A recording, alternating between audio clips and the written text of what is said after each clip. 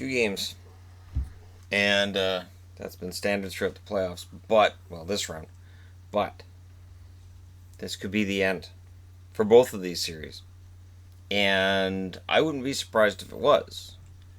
Tampa and Vegas have a chance to end their series tonight and move on to round 3.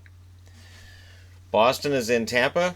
The Bruins are really up against it. The only production they're getting is from their first line, and that's really obvious when you look at the totals. Pasternak, 6 goals and 14 assists. Marchand, 4 goals and 13 assists.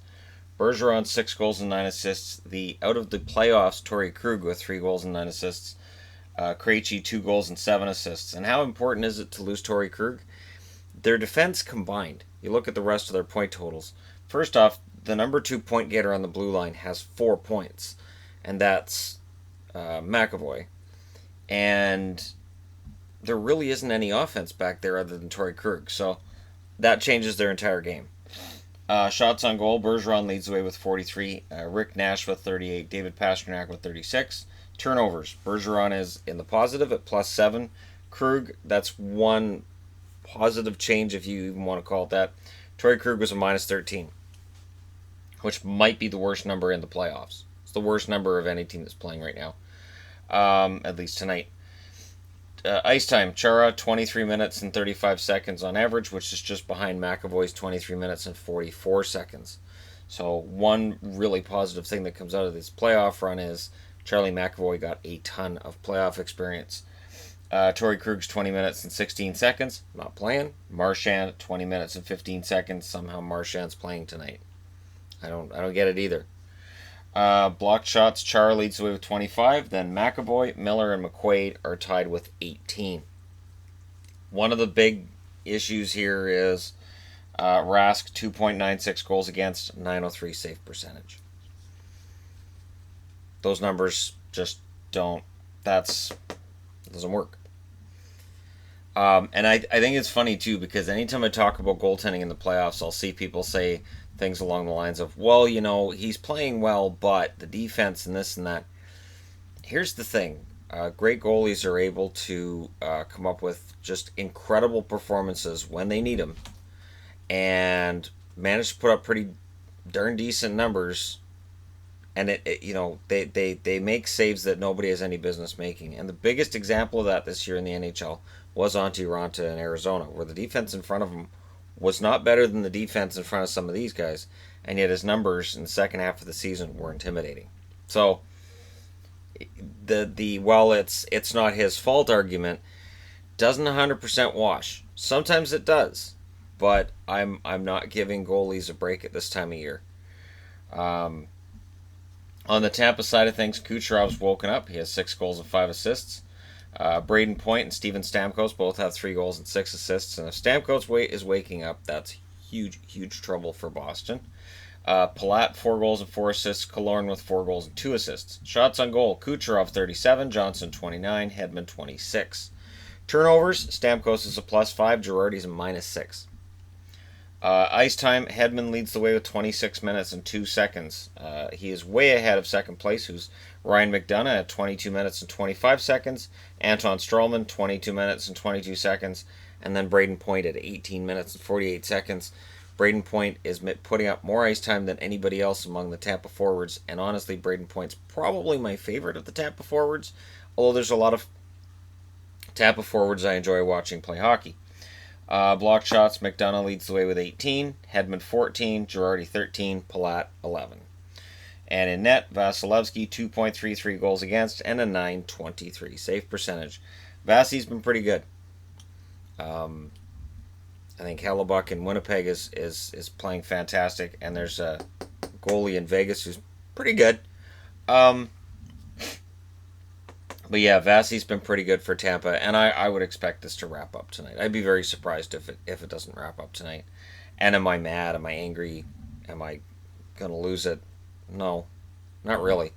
Boston wasn't even supposed to be here. This year, Boston was supposed to be in the midst of a retool, and I wasn't picking them to make the playoffs. So, no, I don't have any problem with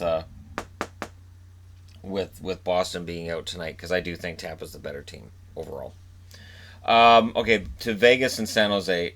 On the Vegas side of the numbers, Marchessault has 3 goals and 7 assists. He's really started picking it up. Riley Smith, a goal and 9 assists. Carlson, 4 goals and 5 assists. Alex Tuck, 4 goals and 3 assists. James Neal's 3 goals and 4 assists.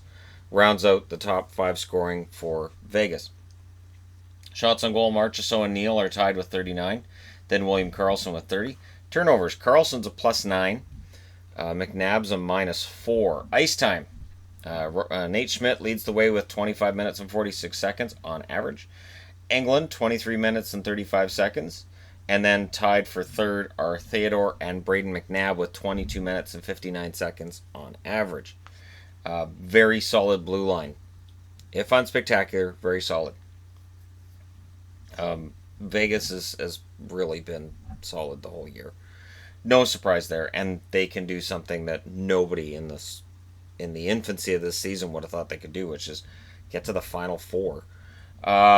Blocked shots, McNabb leads the way with 26, England 21, Belmar 18, and then Nate Schmidt with 16. In net, Marc-Andre Fleury, who despite the fact that he's looked human in this series compared to the last one, his goals against a 1.68 and save percentage of 946 are still tops in the league. And he is really enjoying himself in Vegas. I can't remember seeing Marc-Andre Fleury smile this much. And there's a lot of that to go around in Vegas. These guys are just having fun with this. There really isn't any pressure on Vegas. They've gone further than anybody expected, and there's no pressure on them to do anything more than what they're doing right now, which is win. And I think that in some cases for them it's been easier because there is no pressure and they have that tremendous support from that crowd at home.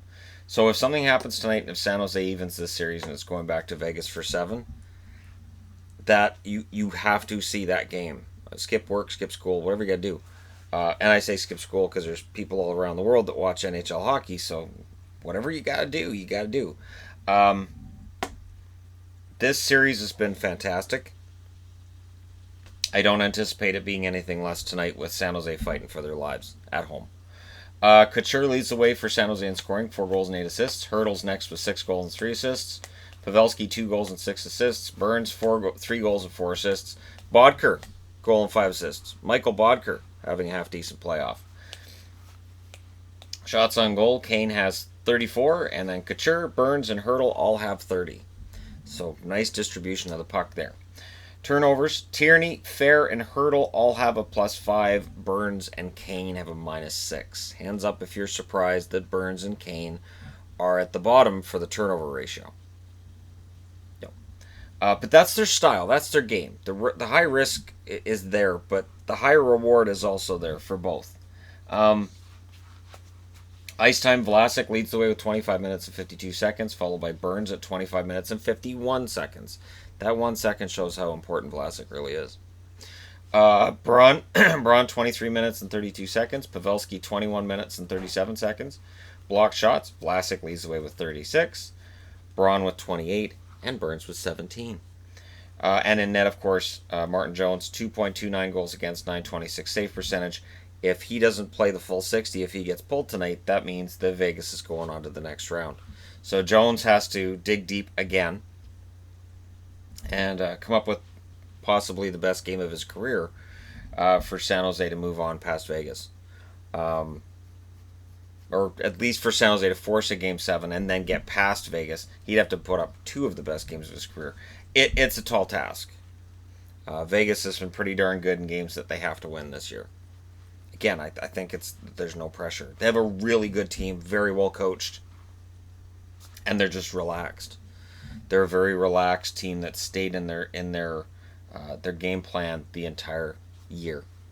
At no point this year was there any kind of panic. At no point this year did it look like they were going to fall off the planet because even with all their goaltenders hurt, they were able to put up a ton of goals and they changed their game to win when their goaltenders were getting hurt.